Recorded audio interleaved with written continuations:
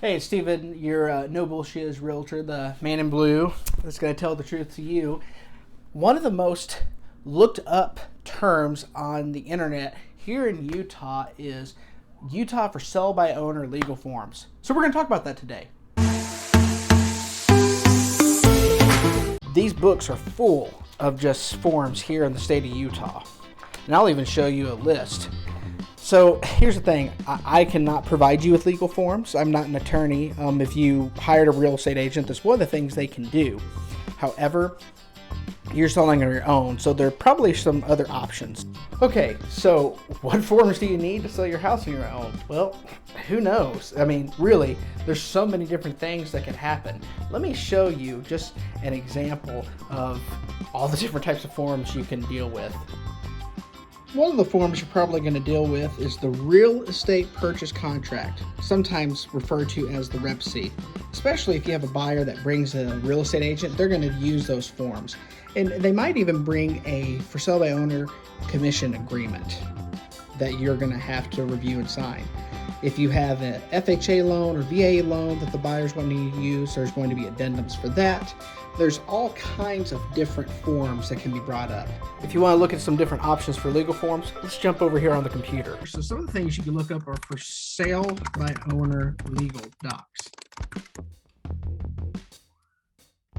So, I mean, there's all kinds of free things you can download. They might require you to pay a fee. If you list it flat with some sort of brokerage, they might do it for you. There's all kinds of options if you just Google it. But I'll tell you, one of the ones that seems to be good, again, I'm not a lawyer. I always just use the state real estate forms because they've been reviewed by lawyers. They're really time true and tested. They're approved by the state. They really are going to protect you. But I would say, do some reading. Go to forsalebyowner.com. They've got some information. And I'm just scrolling here really fast, but if you go to resources, like you can click real estate forms here, and they've got some different things you can download. It's not necessarily state specific, but it is better than nothing. What if you're upside down in your house? Like you're going to need to do a short sale. There's forms for that through the Utah Association of Realtors. Honestly, if you have to do a short sale, you need the representation. If you're doing it on your own, you're foolish. And I'm going to say that. I know you want to save money because you're already upside down.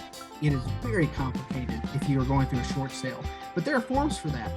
One of the most common forms is, and I'm just pulling these up, the lead-based paint disclosure. You have to disclose, if the property ever had lead-based paint based on the age of the house. It's a very common form. Gosh, you saw me scroll through these earlier. I mean, there's so many different forms. There's forms for cancellations. There's forms for buyers. There's forms, depending on the loan type, which we talked about. For sell by owner forms, you saw these as well. There is a form, like if you're wanting to keep some sort of personal property there. There's a form for personal property. What I'm saying is the Utah Association of Realtors, the state of Utah, really over the years has thought about just about every single thing you could. I mean, 1031 exchanges for you investors out there. You really want to have the right paperwork because we live in a highly litigious society, an incredibly litigious society.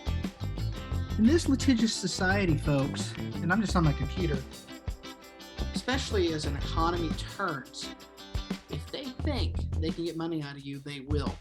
You really want to have some sort of system in place. So when you're getting those emails and you're getting offers from people, you're storing them. Let's talk about that. One of the other things I would suggest, if you don't already have it, you really should have a separate Gmail just for your property. Now, I'm just here in my normal email here, but if you have a Gmail, you should have Google Drive. I really would make a separate file, a new folder, I should say, for your property. We'll just say FSBO property number 1 and create that. And one of the things you're going to want to do is just keep a copy of all the forms you get. Even if you don't go under contract, keep a copy of everything that's sent to you by a realtor, an unrepresented buyer, anyone. Another reason to use a separate email really is so you're not mixing it in with your personal affairs. Just like with taxes in a business, you want to keep that separate. Try to keep it separate So if there's ever a problem, you have it away from your own personal finances and business. It's a really smart thing to do. Plus, you're not advertising your personal email. That's just a little tip, but I really would keep those legal forms separated in Google Drive and through a email.